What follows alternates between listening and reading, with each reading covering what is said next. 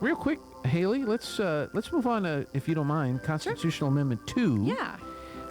Proposing to amend Article 9, Section 14 of the Constitution of New Mexico to allow public investment to provide access to essential household services, including internet, energy, water, wastewater, and other similar services as provided by law upon the enactment of general implementing legislation by a majority vote of the members elected to each house of the legislature.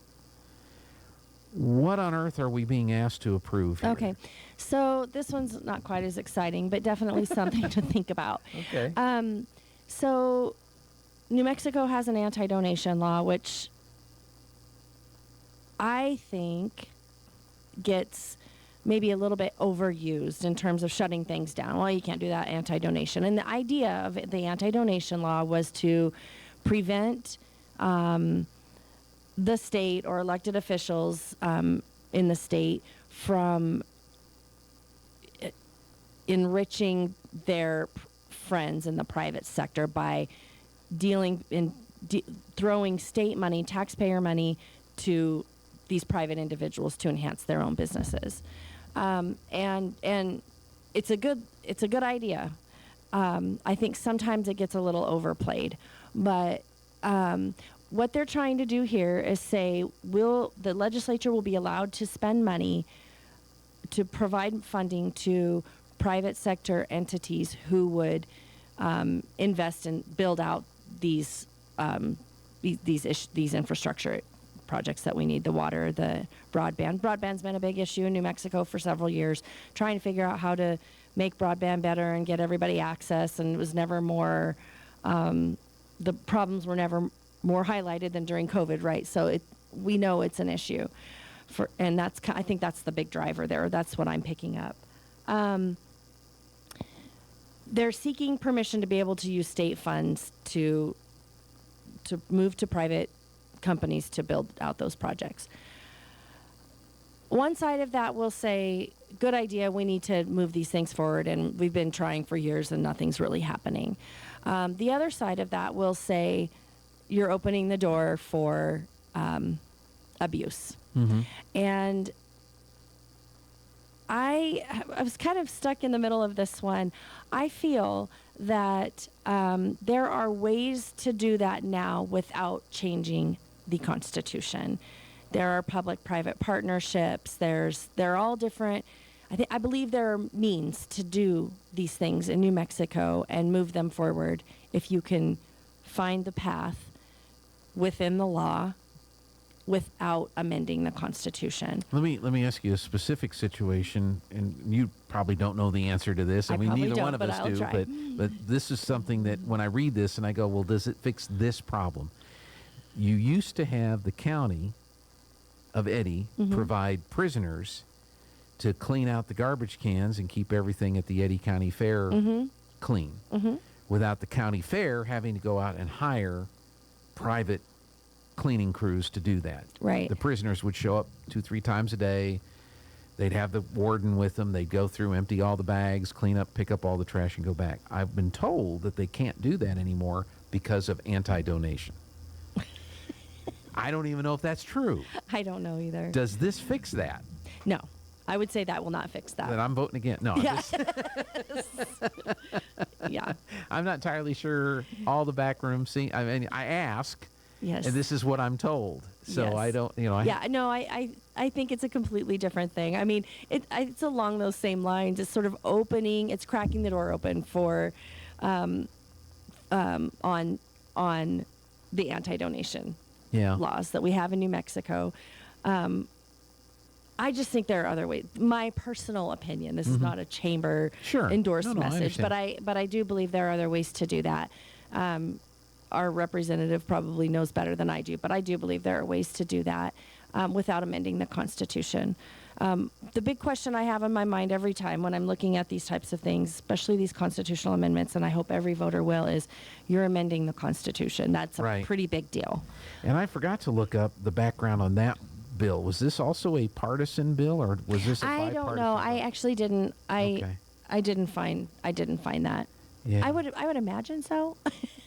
Well, I saw it online. I'm trying to remember where I saw it before, whether it was Ballotopia or somebody like that had the the path Yes. to the vote, and so I need to look that back up. I wasn't doing my proper research here, so this is on a TV station's website. I don't care what they think. All right, and then the third one is Constitutional Amendment 3, which makes sense. That would be the third one. Yes. Proposing to amend Article 6, Section 35 of the Constitution of New Mexico to provide that an appointed judge serve at least 1 year before a general election is held for the office to which the judge was appointed. Yes. I can't imagine this happens a lot. Maybe it happens more frequently. What's the scenario behind this? I don't know. That's a good question. How often is this really an issue? I don't know the answer to that. And that might have been a good one to research. It may have been hard to come up with an answer. But the background on that is that I think currently when a judge is appointed by the governor, that judge then has to run in the next election. Right. And so the pressure's on to jump into a judge's seat and then immediately essentially start running a campaign. I think the argument for this is that it's not easy to find good qualified candidates for the position when they can be appointed, kind of change their life path, and then have to run for election. Whereas if they are sitting in that seat for a year, they can get established, get their bearings straight, Right. figure things out, and then run for election. Why? I don't know the history as to why. I got really focused on the First Amendment and kind of pooped out, I guess, by the Third Amendment. But I don't really know why it's that big of a deal. Yeah. Here it is. So we'll see what this one says. Let's see, Constitutional Amendment 3. And then they usually have on this particular site support opposition. Okay, background, path to the ballot. Vote in the Senate February 5th of this year. This is on 3. Yes. 22 Democrats said yes, 11 Republicans said yes.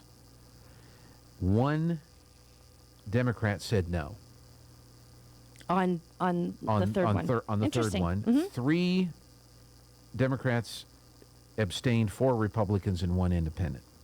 When it got over to the House, 35-0 Democrats, 23-0 Republicans, 10 Democrats abstained, 1 Republican, and 1 independent.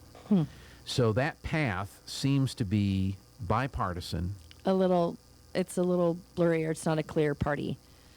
Yeah, that one seemed to be pretty much supported by the majority of the legislatures in both houses when it went there. 2, which is the anti-donation bill, according to Ballotpedia, 43 Democrats said yes. 0 Republicans said yes. Yes. 0 Democrats said no.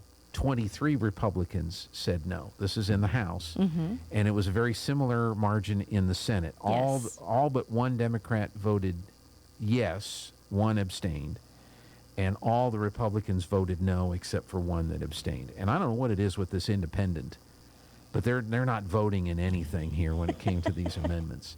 So the judge rule or the judge amendment seems to be supported by both parties. Yes. They seem to understand what they're trying to fix.